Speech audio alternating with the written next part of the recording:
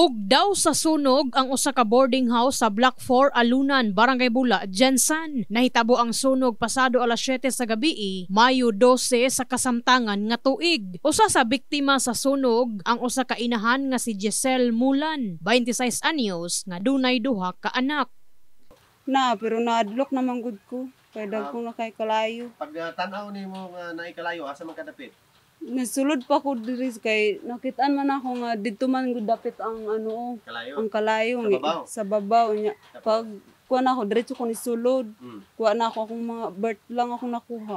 Sa impormasyon gikan sa Bureau of Fire Protection o BFP Jensan, ang damyo sa sunog anaa sa 24,000 ka pesos. Apan gikakurat sa kadaghanan, gumikan ang ginatudlo nga nagsunog sa balay, miyembro lang sa ilahang pamilya.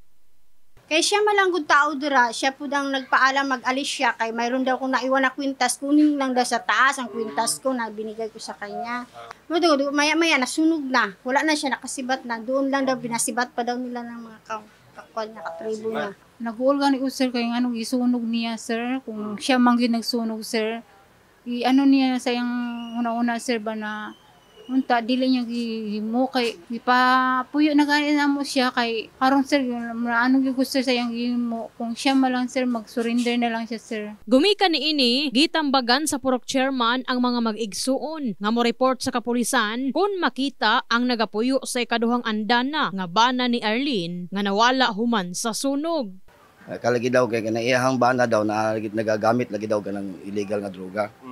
So karon di wala lang to, karon tong niaging adlaw, nanapay nag-adto diri sa kuha, nga nag-attempt daw nagsunog. Tapos na, murag na apula nila. Apula? Karon nag-away sila dito kay, nga nung apil-apil sila nga ni kuan dito sa sunog. Murag duwa sila kasi nabot ba. Gusto lang kay ato lang ang adtuan, kung unsa diha. Tapos kung unsa gyud mag-report na lang mo sa kuan, tawag na lang mo sa pulis.